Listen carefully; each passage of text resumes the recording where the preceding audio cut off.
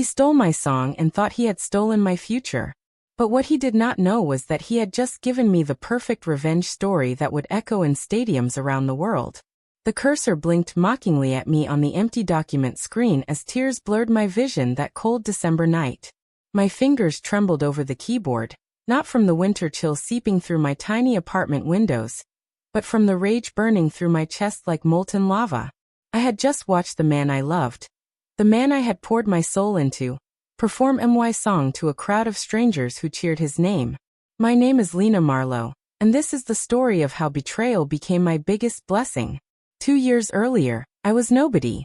Just another girl with a guitar, and a notebook full of midnight thoughts that transformed into melodies. I worked at a coffee shop during the day, slinging lattes to pay rent on a studio apartment that was barely bigger than a closet. But every night, when the world went quiet, I would sit cross-legged on my bed with my worn acoustic guitar, and bleed my emotions onto paper. I never intended for anyone to hear these songs. They were too personal, too raw, too much of my actual heart carved into verses and choruses. But then I met Jason Carr at an open mic night downtown, and everything changed. Jason had everything I did not. Confidence that filled entire rooms, a voice that could make strangers weep, and connections in the music industry that seemed to multiply every week. He was magnetic in the way that dangerous people often are, drawing everyone into his orbit with promises of shared dreams, and whispered sweet nothings about making it big together. When he first heard me humming one of my melodies while making his usual order, a large coffee with oat milk and enough sugar to fuel a small aircraft, his eyes lit up like someone had just handed him a winning lottery ticket. "That melody is incredible," he said, leaning across the counter with that smile that made my knees weak. "You should let me hear the whole thing sometime." I should have recognized the hunger in his voice. Should have noticed how his fingers drummed against the counter like he was already claiming ownership of something that was not his to take. But I was young and stupid and so desperately in love with the idea of being seen by someone who seemed to understand music the way I did. So I invited him over that night. I played him Echoes of Tomorrow, a song I had written about feeling invisible in a world that seemed designed to overlook people like me. As my fingers moved across the guitar strings and my voice carried the melody through my cramped apartment, I watched his expression change from casual interest to something much more intense. This is professional level stuff," he whispered when I finished, his voice thick with something I mistook for admiration. "You could be huge with material like this." But then came the words that should have sent me running. "The thing is, though, the industry is brutal for solo female artists who are not already established, especially singer-songwriters. The market is oversaturated, and unless you have that commercial pop sound, most labels would not even give you a second glance." I felt my heart sink like a stone dropped into deep water. "But," he continued, moving closer to me on my tiny couch, "if you let me perform some of these songs, just until we can figure out the best way to get you noticed, I could get them in front of people who matter. My manager has connections at Aurora Records, Capitol, even Sony. I could be like, your gateway into the industry." He made it sound like he was doing me the favor of a lifetime. Like he was my knight in shining armor, ready to carry my dreams on his shoulders until I was strong enough to walk on my own. I was an idiot. For 8 months, I fed him songs like feeding coins into a slot machine, convinced that eventually I would hit the jackpot and get the recognition I deserved. I would write late into the night, crafting lyrics that captured every emotion I had ever felt, melodies that seemed to pour directly from my soul onto the page. Then I would text him, excited to share my latest creation.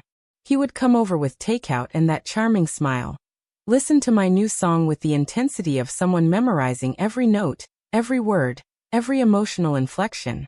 Then he would hold me close and whisper promises about our future, about how we were building something amazing together, about how my talent combined with his industry knowledge would make us unstoppable. But the credits on his growing list of original songs never included my name. "It is just easier this way," he would say whenever I brought it up. "The industry is complicated, and right now having a clean narrative helps with booking and promotion. Once we get a foot in the door, we can start talking about collaboration credits and all that business stuff." Business stuff. As if my heart and soul poured into every lyric was just business stuff. I told myself I was being impatient. That love meant sacrifice. That supporting your partner meant sometimes stepping back, so they could step forward. I convinced myself that watching him perform my songs to increasingly larger crowds was just part of the process, part of paying our dues together. But deep down, in the quiet moments between his visits when I sat alone with my guitar, I felt pieces of myself disappearing. Every song I gave him was a piece of my identity that he absorbed, claimed, and reshaped into his own narrative. The breaking point came on a Thursday night in November.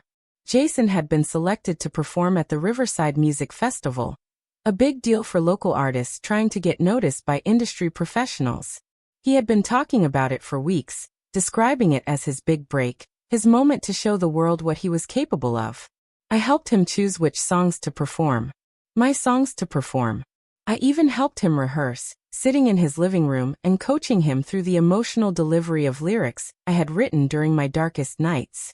Make sure you really emphasize the bridge in Shattered Glass, I told him during one of our practice sessions. That part where the melody breaks, it is supposed to feel like your heart is literally cracking open. He nodded seriously, scribbling notes on his set list. You are so good at this, he said. You understand the emotional core of music in a way that most people never will. I glowed under his praise, still foolish enough to believe that being his secret weapon was the same as being his partner. The night of the festival, I stood in the back of the crowd, wearing a black hoodie pulled low over my face, watching hundreds of people sing along to words I had written in my pajamas at 3 a.m. Jason commanded the stage like he had been born for it, his voice carrying melodies with the confidence of someone who truly believed they belonged to him.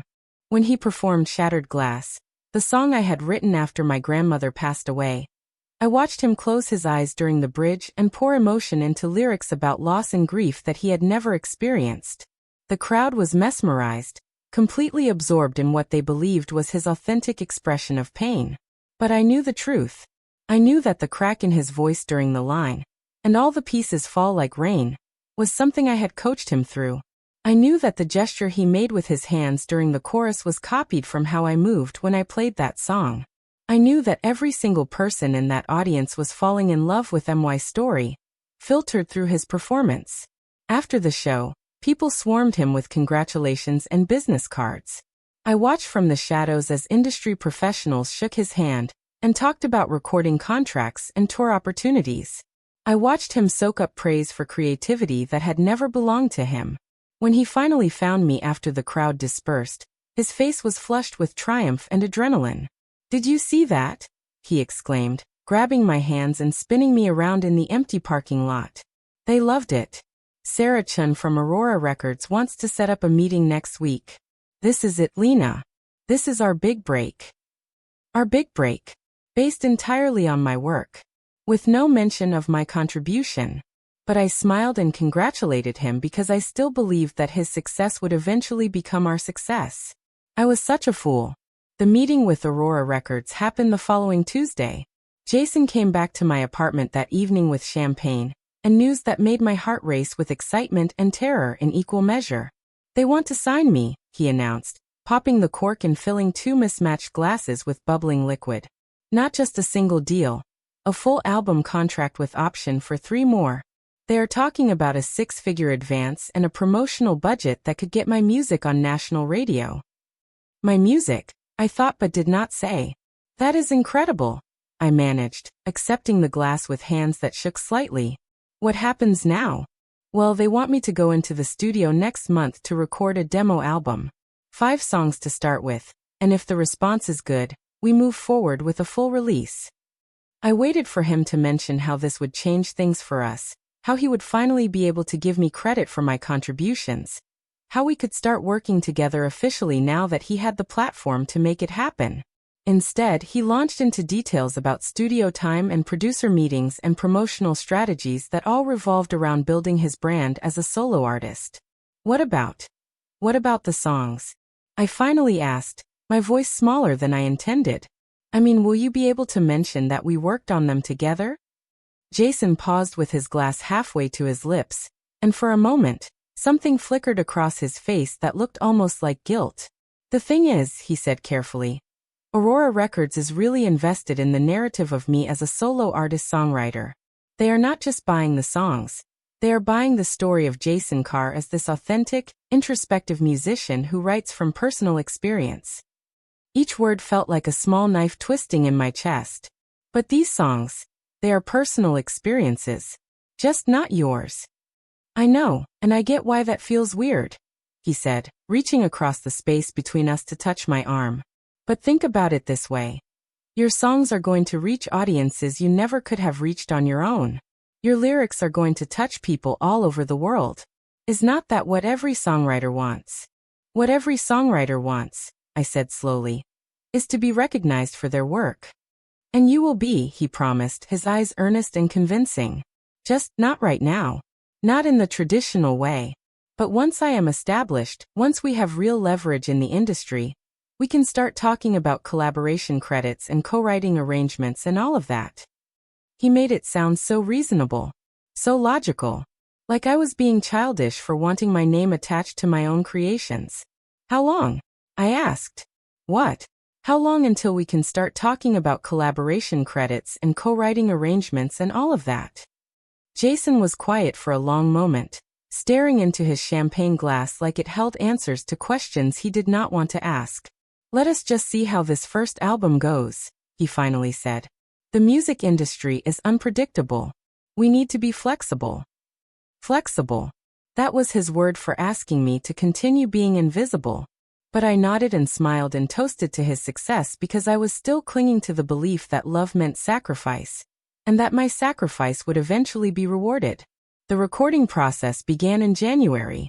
Jason would disappear into the studio for 8-hour sessions, working with professional producers and session musicians to transform my intimate acoustic songs into polished, radio-ready tracks. He would come home exhausted but exhilarated, describing how they had added strings to Midnight Confessions and a full drum kit to Running in Circles. He would play me rough mixes and ask for my input on arrangements and vocal delivery, still treating me like his secret collaborator even as he prepared to present these songs to the world as his solo work. I helped him perfect every detail. I suggested the key change in the final chorus of Breaking Point.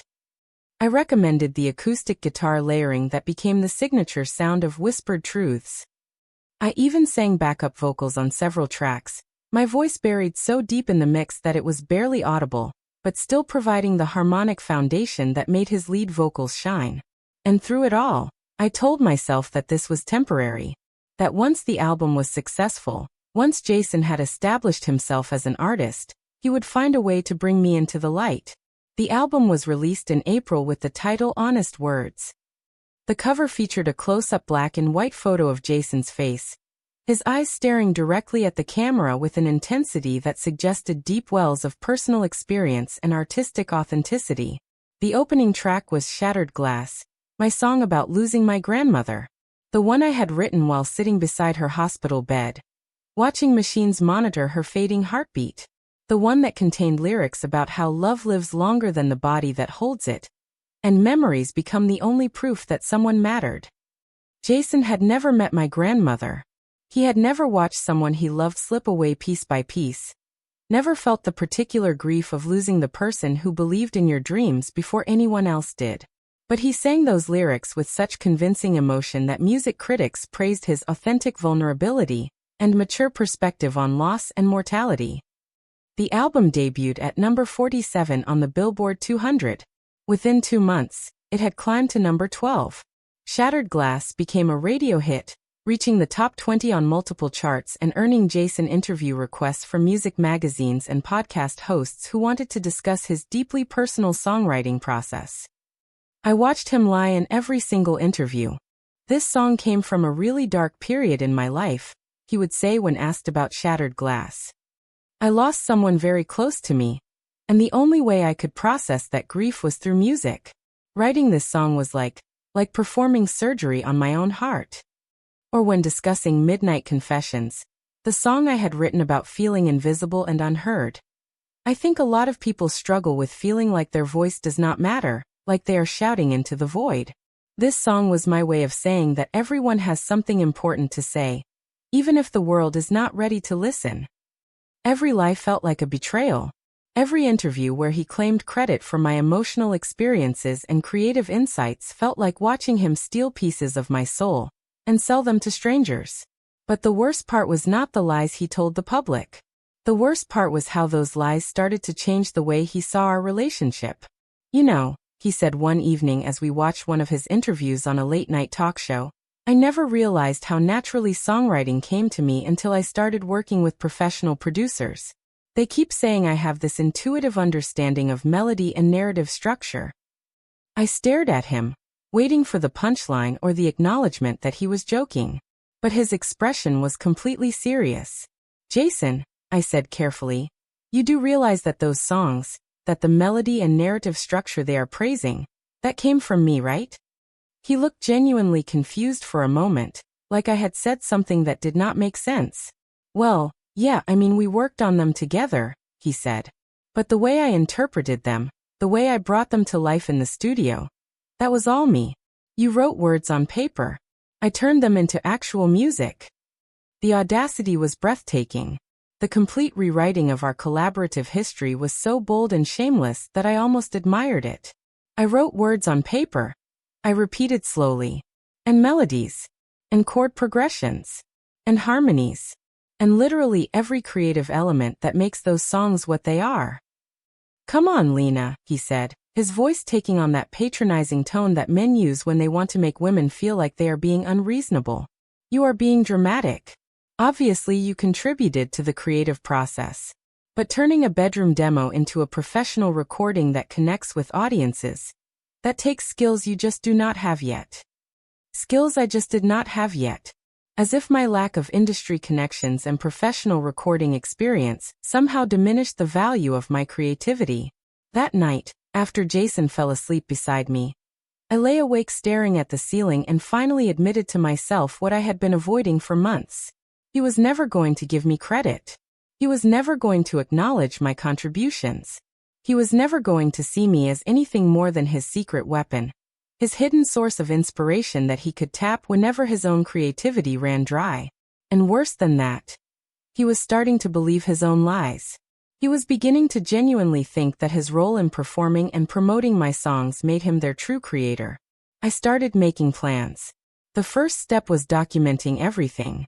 I gathered every email, every text message, every voice memo that proved my authorship of the songs on honest words. I found the original demo recordings I had made on my phone, complete with timestamps that predated Jason's studio sessions by months or even years.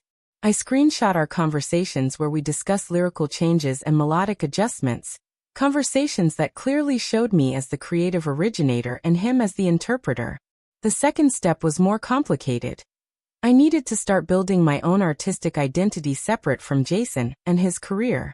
I created a new social media account under the name Lena Wren, a combination of my first name and my middle name that felt both familiar and fresh. I started posting short acoustic covers of popular songs, just me and my guitar in my tiny apartment, nothing fancy or professionally produced. But I also started posting original material, songs I had written but never shared with Jason. Songs that were too personal or too experimental for his commercial aspirations. I would post them late at night, when the algorithm was more likely to push content to international audiences, and I would accompany each video with captions that hinted at deeper stories without revealing too much. This one is about what happens when someone you trust decides you are worth more in the shadows than in the spotlight. I wrote under a song called Invisible Contributor. Sometimes the people closest to you become the ones who make you feel most alone. I captioned a track called Credit Where Due. The response was immediate and encouraging. People connected with the raw emotion in my voice, the intimate setting of my bedroom recordings, the sense that they were witnessing something authentic and unfiltered. My follower count grew slowly but steadily, and the comments on my videos were filled with messages from other artists who had experienced similar feelings of invisibility and creative frustration. But it was a video I posted in late July that changed everything. I had written a new song called Unwritten Theft, inspired by my relationship with Jason, but crafted in a way that spoke to anyone who had ever felt their contributions overlooked or their creativity stolen. The lyrics were sharp and specific enough to feel personal, but universal enough to resonate with a broader audience. You took my words and made them yours, sang my truth through your voice. Now they cheer for what you stole. But I never had a choice. You said no one would believe me, that my name would not sell. Now your spotlight burns so bright, but it is built on my hell. I recorded it in a single take, sitting cross-legged on my bed with my guitar, my voice raw with months of suppressed anger and frustration. I did not overthink the production or worry about perfect audio quality. I just wanted to get the song out of my chest and into the world. I posted it at 2:47 a.m. on a Wednesday night with a simple caption: "For everyone who has ever been told their voice does not matter." When I woke up 8 hours later, the video had 50,000 views and over 8,000 comments. By the end of the week, it had been viewed 2.3 million times. The song struck a nerve that I had not even realized was exposed. Musicians, writers, artists, and creative professionals from every industry were sharing the video and telling their own stories of creative theft and unacknowledged contributions. The hashtag unwritten theft became a rallying cry for anyone who had ever been erased from their own work. But more importantly, the video caught the attention of Maya Rodriguez, an A&R representative from Aurora Records, the same label that had signed Jason. Her direct message was short and intriguing. "We need to talk. Are you available for a call this week?" I stared at that message for 20 minutes before responding. Aurora Records was Jason's label. Maya Rodriguez might even be someone who had worked on his album. Was this a trap? Was Jason somehow behind this outreach, trying to control the narrative before it spiraled beyond his influence? But curiosity won over caution, and I agreed to a phone call that Friday afternoon. "Lena," Maya said when I answered, her voice warm but professional, "I am going to cut straight to the chase. That song you posted, Unwritten Theft, it is incredible. The writing, the emotion, the authenticity. It is exactly what we are looking for in new artists." "Thank you," I managed, still not sure where this conversation was heading. "I want to fly you out to Los Angeles next week to meet with our team. We would like to discuss the possibility of offering you a recording contract." My heart stopped. "A recording contract? We have been following your social media for the past few months, and honestly, your songwriting is some of the most compelling material we have heard in years. That video was just the confirmation we needed that you have the artistic vision and authentic voice that audiences are craving right now." I was quiet for so long that Maya asked if I was still on the line. "I am here," I said. "I am just surprised." "Can I ask you something?" Maya said, her tone shifting slightly. "And please feel free to tell me if this is too personal, or if I am overstepping. But that song, Unwritten Theft, it feels very specific, very personal. Is it about someone in particular?" This was the moment. The moment when I could either protect Jason's career and continue living in the shadows, or tell the truth and face whatever consequences followed. I took a deep breath and made my choice. "Yes," I said. "It is about someone very specific. Someone who has been performing my songs under his own name for over a year." Maya was quiet for a moment. "And this person, would he happen to be an artist signed to Aurora Records?" My silence was answer enough. "Lena," Maya said carefully, "I think we need to have a much longer conversation. Are you free to come in on Monday instead of next week?" The meeting at Aurora Records was unlike anything I had ever experienced. Maya introduced me to the head of A&R, the VP of Creative Development, and two other executives whose titles I immediately forgot, because my brain was too overwhelmed to process normal information. They had done their homework. Before I even sat down, they presented me with a folder containing printouts of my social media posts, analytics from my viral video, and what appeared to be a detailed timeline of my online activity over the past several months. "We want to understand exactly what happened," Maya said as we settled into a conference room overlooking the Hollywood Hills. "And more importantly, we want to understand what you want to happen moving forward." So I told them everything. I told them about meeting Jason, about the months of giving him my songs, about watching him perform my most personal creations to audiences who believed they were witnessing his authentic artistic expression. I told them about the promises he had made and broken, about the way he had gradually convinced himself that his contributions as a performer somehow made him the true author of my work. And then I showed them the receipts, the emails, the text messages, the original voice recordings of me singing the songs that had become Jason's biggest hits. The timestamps that proved beyond any doubt that I had created every element of those songs months before he had ever performed them publicly. The executives exchanged glances that I could not read. But Maya leaned forward with an expression that looked almost hungry. "Lena," she said, "how would you feel about re-recording some of these songs? With full creative control, full ownership, and your name as the sole credited songwriter." "But Jason already recorded them," I said. "Would not that create some kind of legal conflict?" "Actually," said David Chin, the head of A&R, "we have looked into this, and because Jason never filed proper copyright paperwork for the underlying compositions, and because you have clear evidence of prior creation and ownership, you have a very strong legal claim to these songs." My head was spinning. "What does that mean exactly?" "It means," Maya said with a smile that was part sympathetic and part predatory, "that Jason has been performing copyrighted material without permission from the actual copyright holder, which is you." They offered me a recording contract that included a 6-figure advance, full creative control over my debut album, and most importantly, the resources to re-record and release my own versions of the songs that Jason had stolen. "We want to be very clear about something," David said as we reviewed the contract terms. "This is not about revenge or payback or creating drama for the sake of publicity. This is about correcting an injustice and giving proper credit to an incredibly talented songwriter who deserves recognition for her work." But even as he said it, I could see the gleam in their eyes that suggested they were very aware of the publicity potential of my story. I signed the contract that afternoon. The next 3 months were a whirlwind of studio sessions, producer meetings, and artistic collaboration unlike anything I had ever experienced. Working with Aurora Records' team, I re-recorded 5 of my songs that had appeared on Jason's album, along with 3 new compositions including an expanded version of Unwritten Theft. But the crown jewel of the album was a track called Echoes and Acknowledgements, which incorporated actual voice messages that Jason had sent me during our relationship. With the help of Aurora's legal team, I was able to use portions of these recordings under fair use provisions, since they were being used to provide evidence and context for the original creative works.